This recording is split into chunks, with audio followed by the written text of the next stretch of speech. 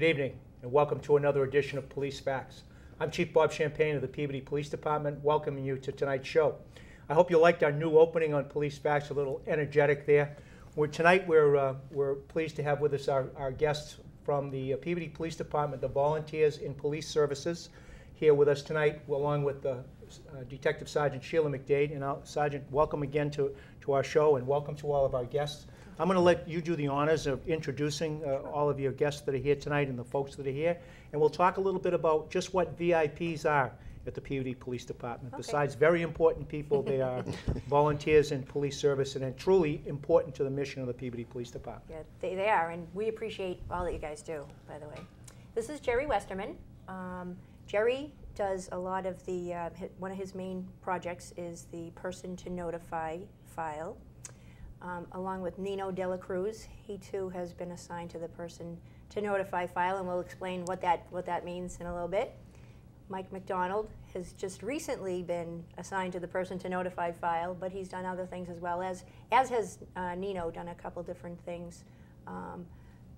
Basically, Nino's been to the high school career day that we've had. Volunteers do pretty much a myriad of different things. The Person to Notify file is probably our main project, and what these guys have been doing is calling the businesses during the day to, pretty much have a script that, I'm Nino, or I'm Mike, or I'm Jerry, I'm a volunteer with the Peabody Police Department, and we're updating our file in the event that you have an alarm or a break in the middle of the night.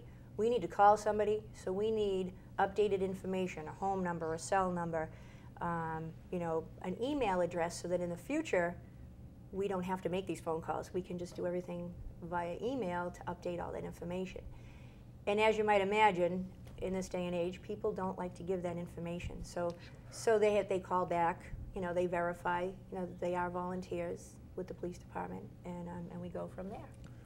So why don't you talk a little bit about, we'll start with you. Talk a little bit about how we do this, because I think that our guests are out there and they're going to say, well, gee, this is important stuff, because a lot of the things that the police department don't really happen between 8 o'clock and 4 o'clock Monday to Friday. There's always some business or a house, or people go on vacation, or those sorts of things. Mm-hmm. And we want to deliver these services quickly. We want to keep the people that own the property or own the businesses informed right away. So what happens? I mean, you call on the phone, yeah, sure, it's the Peabody Police Department. Right, right. Well, we call, obviously we're working just in Peabody, right. Okay? And we want to make sure that, number one, the business is still in existence. Number two, the phone numbers that we have are correct phone numbers for the business, and the names of the contact people. And there is some hesitation that people do have about giving us information, but I would say that most people are pretty cooperative. So what do you do? What do all of you? Feel free to sort of jump in. I want to, if somebody calls and said, yeah, sure, you're the Peabody Police Department, what do you tell them? What do you tell them to do? We ask them for contact information and the reasons for this contact information. That police, when they respond, it could be at 1 o'clock in the morning or 2 o'clock in the morning. Who do we contact? Who's the primary contact? Phone numbers and cell numbers so the officer or the responding officer can call that person. Secondary contacts in the event that the primary contact is not available. Same thing, and as Sheila said, email information, because the future concept is to contact these people via email rather than phone calls. Yeah, true. That is to update their information. Exactly. They would be allowed to do. We could do that anytime somebody changed, right? Yeah, and it's kind of interesting that the people who are reluctant to give us this information, they're somewhat apologetic, but we understand, of course, that in this day and age, with all the various strange phone calls that come in, sure, looking for information, the email from Nigeria, for example. Yeah. Okay. So we give them a contact phone number at the police department to call back, and people are pretty good about it. So when they call back, they would get, and this is Dispatcher Johnson. This is the Peabody Police Department. Who would you like to speak to? One of those sorts of things, so they would know that they were actually calling into the Peabody Police Department, and then they could ask to be transferred to you folks by name. and you'd be, or by your extension number. Or initially, they actually have there's a cell phone number, excuse me, an extension number for them directly, for the volunteers. So if they want to call back, they get that voicemail and they can leave the information. But if that's still not good enough, and I don't blame them, then we give them the dispatch number, and then they can transfer them at that point. So tell me a little story about it. Have you had anybody sort of been nervous about this at all? Oh yeah, I mean, on occasion I've had people really skeptical of, if I really work with the police department, and I try to make it very clear who I am and who I'm working with. I tell them about Sergeant Sheila, and any opportunity I might have, I tell them about the program, that I'm a part of, and if they want any information, like Sheila mentioned and Jerry mentioned, they can call to verify with the police department and, verify any information and verify who I am or who Jerry is or who Mike is and who, So the folks know that this is genuinely coming from the Peabody Police Department, that this is in the interest of expediency and perfection, if nothing else. We want to have exactly the right information to get a hold of people as quickly as we possibly can, have that accurate, timely, so we can help protect them and their property. Yeah, it's really for their benefit, Yeah, as well as exactly. ours as a responding officer at the scene who doesn't want to stay there the entire night. But really, for the business, it's to benefit them. So this project has been going on now for a couple of months? 3 months. 3 months or now, 4 and I months, think yeah. it's probably going to take, we have a lot of businesses We do. in the city, so it's probably going to be Probably another 6 months. another 6 months, and then we'll start doing the quality control on that at the end of that, I suspect. The list is massive, and my experience at least has been that probably close to half of the numbers that you call, either they're no longer active numbers, or that's not the business anymore.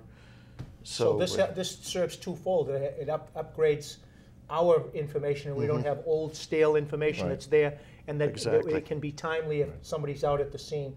Because obviously the houses don't just pick up, or the businesses don't just pick up and leave. The address stays the same. There's just someone Right. else that's occupying. Right. Well, that's good. That actually helps with an awful lot of things. And we've collaborated actually too. We got a disc from City Hall, and that was, 600 and something At least, businesses on it. yeah, Um, and the fire department. Or so- maybe in the fire department, their person to notify will file.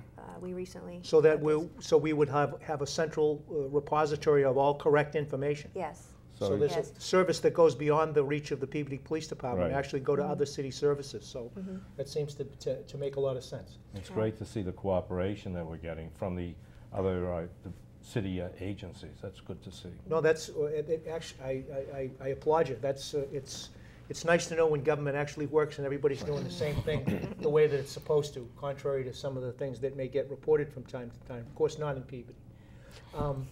Let me shift gears a little bit here, because volunteers in police services is really a gigantic umbrella, and to those that are just becoming familiar with this, let's talk a little bit about, we had a little bit of a show on this some time ago, but we never really, this is really our kickoff and introduction about what it is that we do. We'll start with you.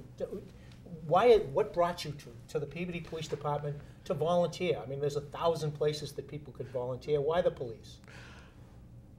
I was looking back on this actually this morning and thinking and realized that most of my career has been in public service one way or another. Was in the Air Force for 12 years and then retired from the Federal Department of Transportation. But also, particularly, we've lived in Peabody now for 25 years, and we've found it I think it's a very well-run city, and we like it here. And it's a way, now that I'm retired, that I can give back to the community that has welcomed us. That's good to hear. That's, I mean, we applaud you for doing that, and frankly, would like to see a lot more. Nino, you're a little bit younger. Different motivation, different reasons for coming on board? Some different reasons. Actually, originally it was my father that told me about the program because he read it in the Peabody Weekly. And I didn't know too much about it. So I looked it up and I went to the police department and I got an application, a very large application. My dad helped me out. and I was amazed, like when I first got in there, all the stuff that we'd be involved in doing, and just how like we were really working hand in hand with the police department, and like Mike said, helping to build make the community better. I'd recommend it for anybody of any age to help to become part of this program. I think it's important too to realize that the things we are doing are allowing the sworn police, the uniformed police officers, to go out and do more of what only they can do in terms of protecting the community. Because we're taking some of the administrative burdens off of the sworn officers. From my aspect, I have a son-in-law who's a police officer in West Hartford, Connecticut. So obviously we asked David, how's business, as it were? And we talk about that.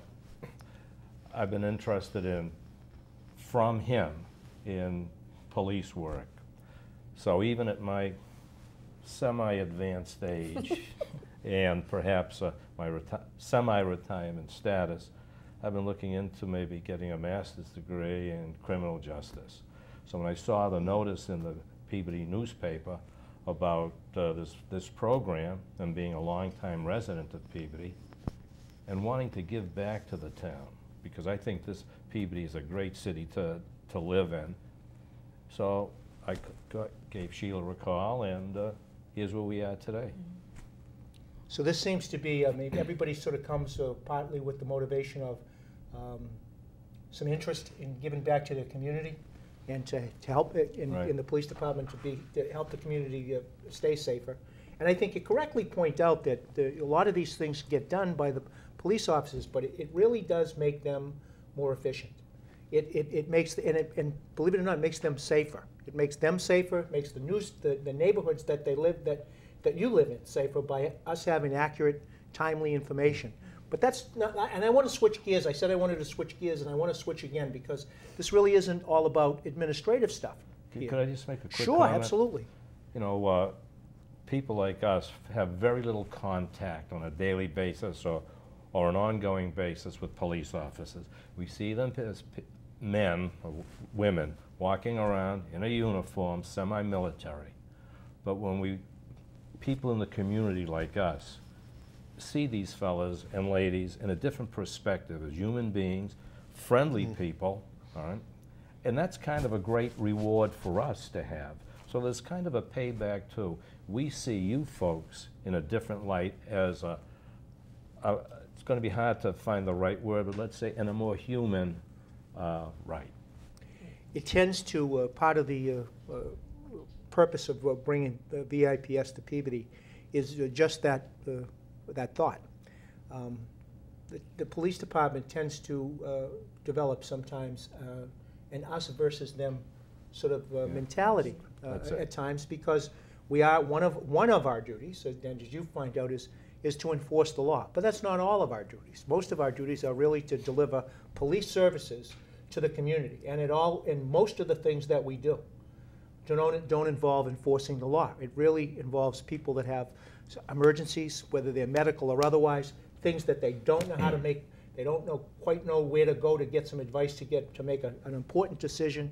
That when all else fails, the police department is always there for them. That they can call us any time of the day and night, and they're sometimes hesitant to do that because they think that we're too busy for their problems. And I will tell you that part